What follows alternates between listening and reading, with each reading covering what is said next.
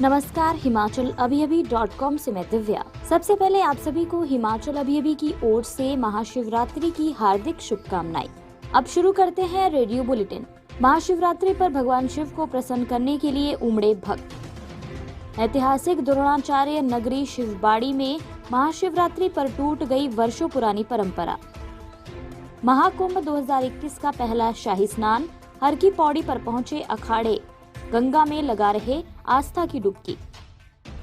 महाशिवरात्रि पर ताजमहल में शिव पूजा, हिंदू महासभा की पदाधिकारी समेत 3 हिरासत में। ममता बनर्जी पर हमले से भड़के तृणमूल कांग्रेस के कार्यकर्ता, ट्रेनें रोकी, बीजेपी के खिलाफ नारेबाजी।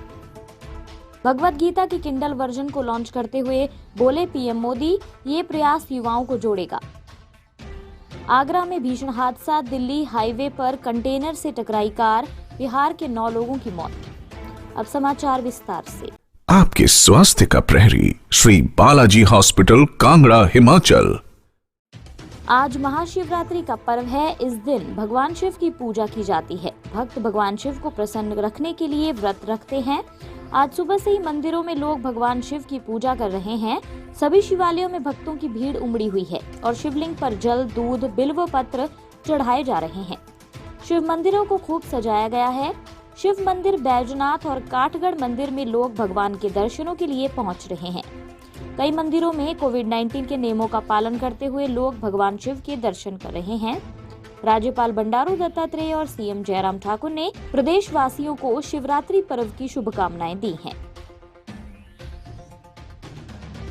सिद्ध धार्मिक स्थल एवं ऐतिहासिक द्रोणाचार्य नगरी शिवबाड़ी में पांडवों के इतिहास से चली आ रही हजारों वर्षों पुरानी परंपरा टूट गई। इस बार महाशिवरात्रि पर प्रशासन ने श्रद्धालुओं को जलाभिषेक करने पर पूर्णतः रोक लगा दी। सुबह से श्रद्धालु मंदिर में आ रहे हैं, लेकिन मंदिर का गर्भगृह बंद रखा गया है। प्राचीन शिवलिंग तक इस बार किसी भी श्रद्धालु को जाने की इजाजत नहीं दी गई है।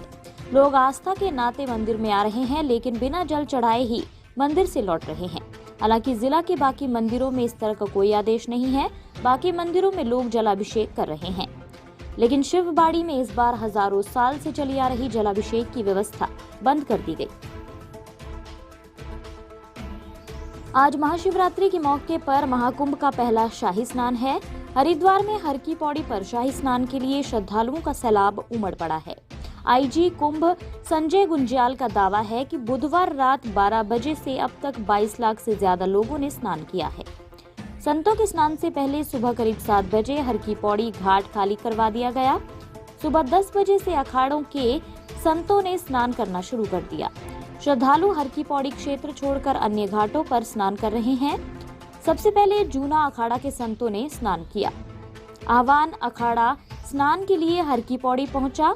इसके बाद आह्वान अखाड़े और फिर किन्नर अखाड़े ने शाही स्नान किया। किन्नर अखाड़ा पहली बार हरिद्वार कुंभ में शामिल हो रहा है। शाही स्नान के लिए उत्तराखंड पुलिस के बैंड ने नमो शिवाय की धुन बजाकर साधुओं का स्वागत किया। हर की पौड़ी पर आज सिर्फ साधु संत ही स्नान कर रहे हैं। अन्य समाचार ब्रेक के बाद।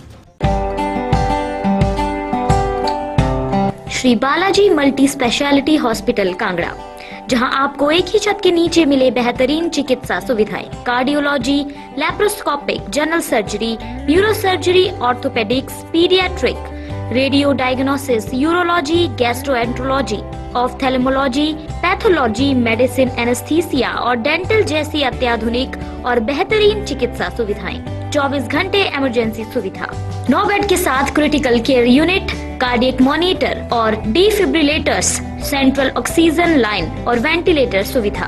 हिमाचल प्रदेश के सबसे बड़े निजी स्वास्थ्य सेवा प्रदाताओं में से एक Shri Balaji multi speciality hospital, Kangra, राष्ट्रीय स्वास्थ्य बीमा योजना के साथ सूचीबद्ध Shri Balaji multi speciality hospital, Kangra. BPL परिवारों के लिए अस्पताल में कैशलेस भर्ती होने के साथ ही ईसीएच की भी सुविधा। हमारा पता Shri Balaji multi speciality hospital, Balaji Vihar, Ujjain, Kangra. संपर्क करें 9218411108 पर। Shri Balaji multi speciality hospital, Kangra.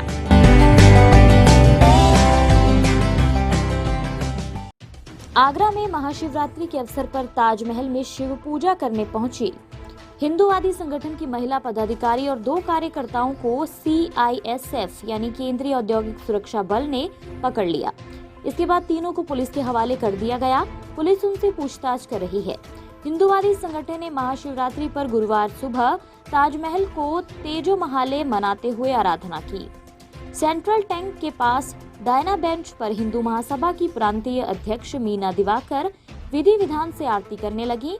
इस दौरान CISF के जवानों ने उन्हें पकड़ लिया।